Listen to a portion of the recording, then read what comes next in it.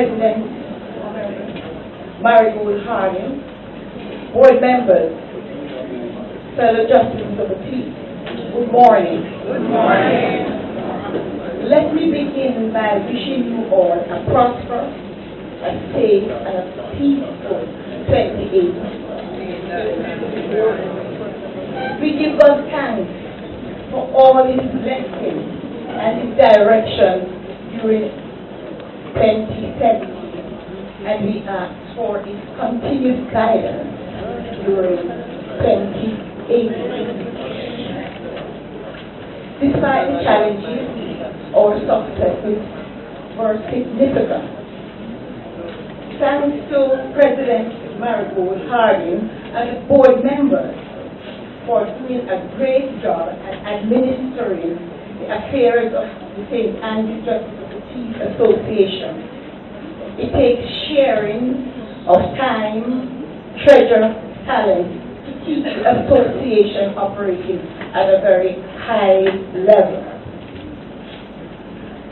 To our 2017 awardees, I would like to again congratulate and commend you. Well done for those who are present here at this meeting. A special thanks to all the justices of the peace who, at very short notice over the Christmas and New Year season, served at police stations across St. Andrew, not only doing shifts, but also in instances providing meals and Christmas treats, and in one case administering medically to a very ill police officer who, despite being ill, came out to work. Now, this sort of service, yes, and they do deserve a hearty round of applause. And that was the Justice of the Peace from St. Andrew, who served over Christmas, New Year, doing shifts and other things in the police station to stand. Those present this morning, please stand so we can acknowledge it. Thank you very much. And this is showing what it means to put service above self. The enthusiasm with which the Justice of the Peace served was really remarkable, was so outstanding that I spoke to some senior officers, especially those who served in Hunts Bay, and they were full of praises for our Justice of the Peace. Now, before I go on with my report, I got bad news this morning about August Town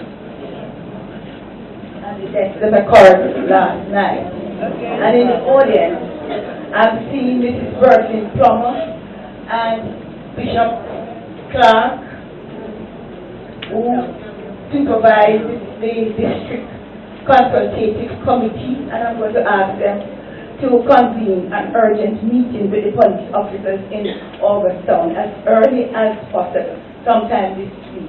And I know we have some Justice of the Peace from August Town in the audience. I'm going to ask, including Mr. Campbell, and I'm going to ask to stand for me, please.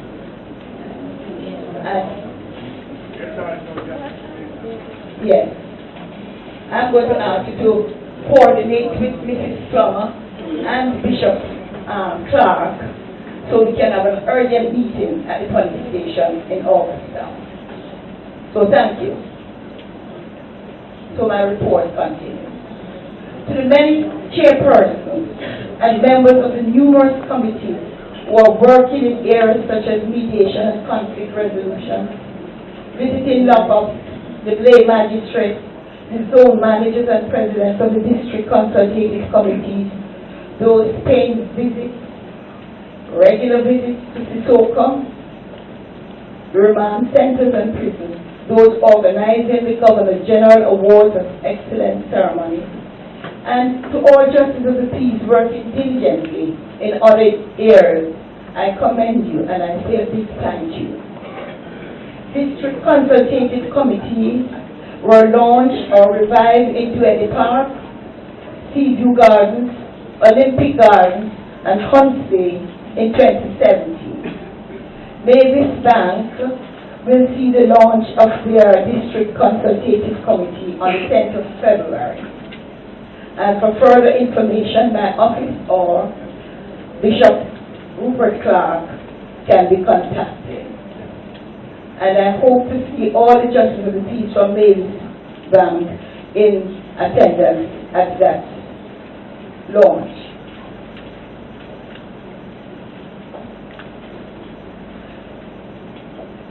I would like to encourage the justices of the peace who are not members of consultative committees to join so that we can share the responsibilities and make it easier for those on this committee.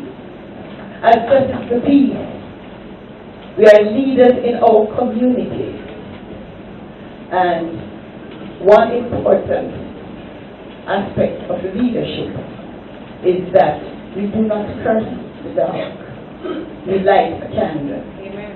So let us all do it together.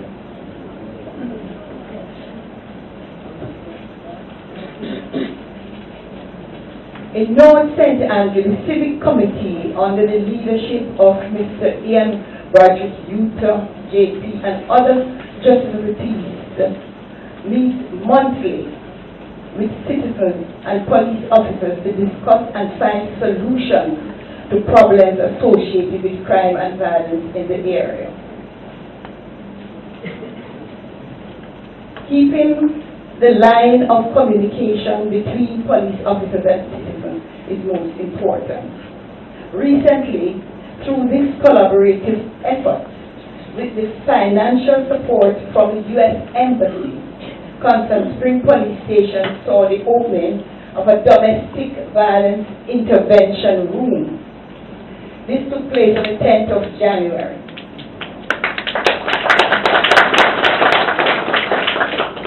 Although this is located in North St. Andrew, all justices of the peace are welcome to bring the problems and try to do the intervention at this center.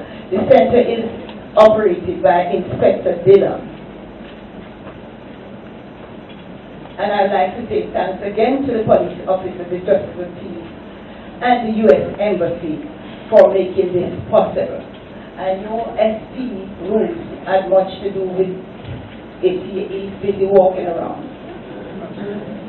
The North St. Andrew Civic Committee will be having their next meeting February 7th at 6:15 at the Constant Spring Police Station. I'm encouraging all justices of the peace in North St. Andrew to try and attend and be active participants.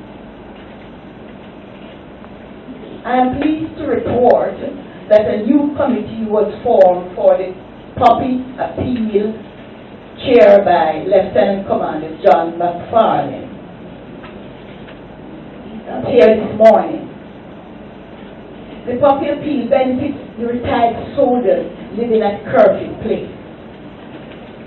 These are veterans who need assistance and care. All parishes participate in this annual puppy drive. The highlight is always a band concert in the parish. It gives us the opportunity to reach out and to help and say thanks to those who have served in the military.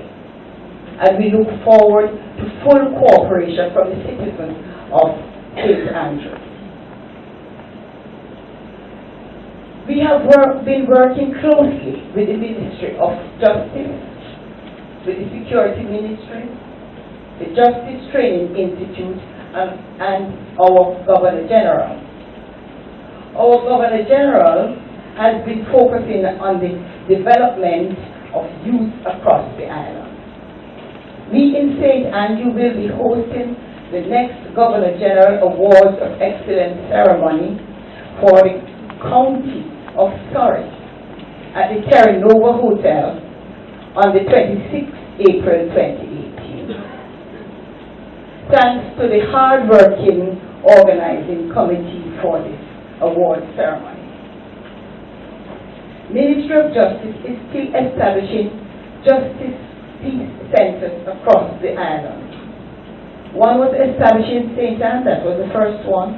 The other in Portland for 2017. The next center that will be opened will be in Palma, Trelawney. In St. Anne, the Ministry of Justice is still in the process of procuring land adjoining the Stony Hill police station, because the intention is that the old courthouse that is not in use now will be re-established, retrofit to be our peace center, Justice Peace Center for St. Andrew. 2 state-of-the-art traffic courts were opened on November 30th, 2017 at 2 Melbourne Road, Kingston 4. 2 extra courtrooms were retrofitted at the Supreme Court to facilitate speedier trials in order, of course, you know, the backlog of cases that we have in Jamaica. All courthouses across the island will be upgraded to first world standards, and the funds, I'm told, are in place for this.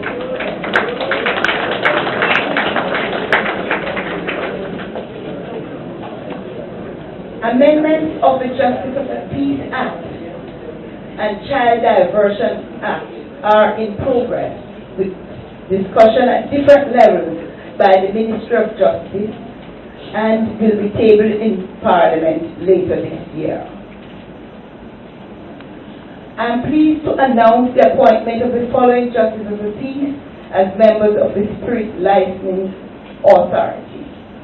Mr. George Stephen, Chairman. Mr. Horace Winter, Vice Chairman. Other members are Ms. Doreen Buchanan, Mr. Dennis Kelly, Mrs. Marlene Rodriguez-Rowe, and Mr. Patrick Panton. And I'd like to say thanks to the members of that committee, the 2017 committee, and thanks to VP Kenneth Shaw, who got this work last night to get this information for me, that last year we had 392 street licenses across the parish of St. Andrew. Many times when I pass by certain business places that sell liquor, they always have the intention, and I'm going to ask those who are working on this committee to make sure we decrease the number of persons who have the intention.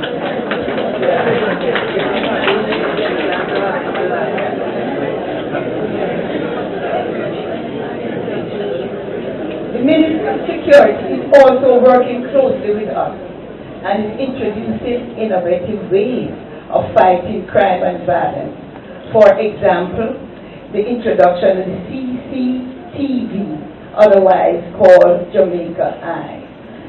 And this is being established across township in Jamaica. And I will say, we know crime, we are struggling, really struggling with the crime.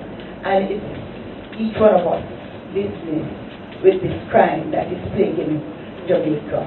And there are so many reasons that we will not go into the many reasons. One of them, poor parenting. But we will go on because this is not